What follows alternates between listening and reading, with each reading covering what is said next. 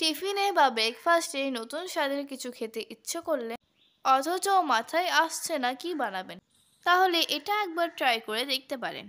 বানাতে খুব বেশি ঝামেলাও নেই, বেশি উপকরণও লাগবে না। যা লাগবে তা আপনার কিচেনে পাওয়া যাবে। তাহলে চলুন কিভাবে বানাচ্ছি সেটা দেখে নিই। আর সেটা দেখতে হলে তোরসার কিচেনে যেতে হবে।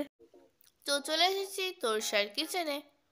Hello friends, welcome back to my channel Cook with Baby Torsha and it's me Torsha. Video শুরু করার আগে আপনাদের কাছে অনুরোধ রইল, প্লিজ প্লিজ প্লিজ আমার চ্যানেলটাকে সাবস্ক্রাইব করবেন আর ফটাফট একটা লাইক দিয়ে পুরো ভিডিওটা দেখবেন। প্রথমে এক বাটি সুজি নিয়েছি, মিক্সার জারে একটু পাউডারের মতো বানিয়ে নিচ্ছি।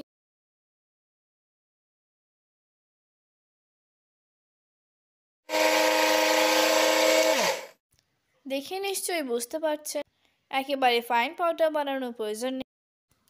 এবার একটা বড় সাইজের কাঁচা আলু নিয়েছি, আলুটা কেটে ওর মধ্যে দিয়ে দিলাম। যে বাটিতে সুজি নিয়েছিলাম সে বাটিতেই এক বাটি জল দিচ্ছি।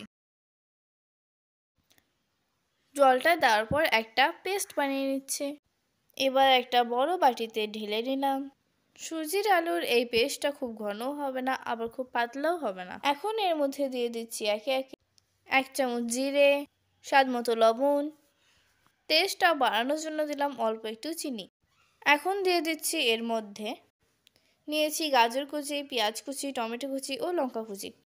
ঝালটা আপনারা আপনাদের ইচ্ছে মতো দেবেন। এবার সবগুলো ভালো করে মিক্স করে নিচ্ছি। আমি ধনেপাতা দিতে ভুলে গেছিলাম, আপনাদের কাছে থাকলে দিবেন। এবার সব শেষে দিয়ে দিচ্ছি বেকিং সোডা, ওই 1/2 চামচের মতো। এবার এরকম একটা তড়কা প্যান নিয়েছি, দিয়ে দিলাম সর্ষে তেল। তেল গরম হলে দিলাম অল্প একটু কালো সর্ষে। এবার 2 চামচ ব্যাটারটা নিয়ে ওর মধ্যে দিয়ে দিলাম। গ্যাসের ফ্লেমটা লো থাকবে আর একটা ঢাকনা দিয়ে দিলাম। 30 থেকে 40 সেকেন্ড পর এটা পাল্টি করে দেব।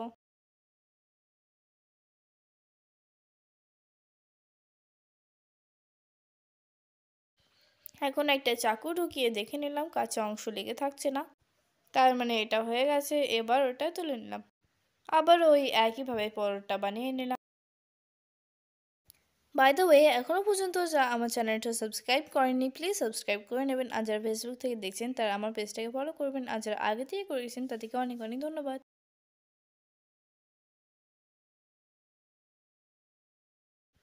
তো এইভাবে সবগুলো বানিয়ে নিলাম। তাহলে দেখলেন তো কত সহজ রেসিপিটা যদি ভালো লাগে তাহলে লাইক করবেন, ফ্যামিলি ফ্রেন্ডসদের সাথে শেয়ার করবেন। আপনি কবে বানাচ্ছেন সেটা কমেন্টে জানাবেন। দেখা হবে পরের ভিডিওতে নতুন কোনো রেসিপি নিয়ে। টিল দেন টাটা, ভালো থাকবেন।